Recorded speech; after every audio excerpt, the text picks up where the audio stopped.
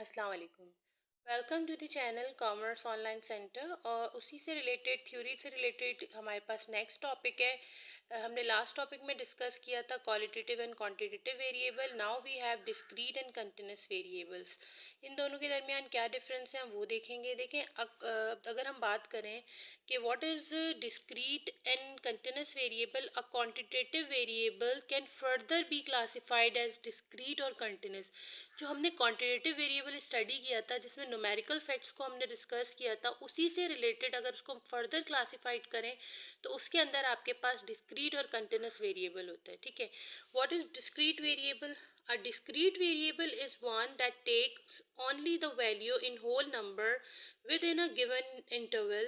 A discrete variable represent count data. अब आप ये कह सकते हैं कि discrete variable जो है ना वो countable data को आप relate करें तो वो आपके पास जो है वो आपके पास डिस्क्रीट वेरिएबल है। सेम एज इट इज जैसे क्वांटिटेटिव हमने देखा था तो वो भी काउंटेबल या न्यूमेरिकली फैक्ट्स जो थे उससे रिलेटेड था। अब यहाँ पे देखें number of students in a college, तो इधर आपके पास काउंटेबल डेटा है number of student. You can count the number of student in a college, so you can say that this type of data is called the countable data, and this is called the discrete variable.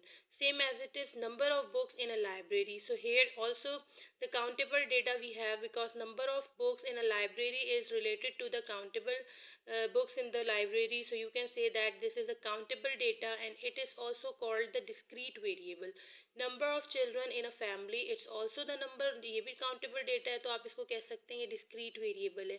Number of rooms in a school, अगर school के rooms से related बात करें तो you can count and then you can tell about the how many rooms in the school, so ये भी countable data है तो it's called the discrete variable.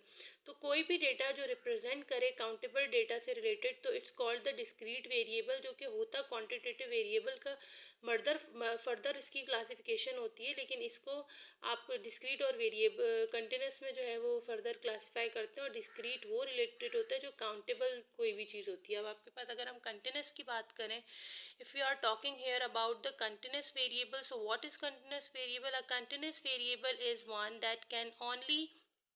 that can take any value, numerical or fractional, within a given interval. A continuous variable represent measurement data.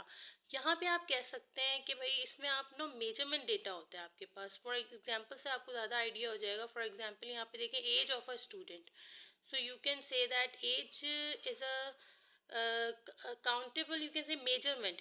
It's not the countable, it's called the measurement data.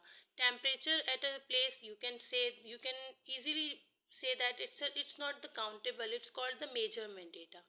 So anything which is related to the measurement data, so you can say that this type of variable is called the continuous variable. Same as it is weight of a person is also included in the continuous variable.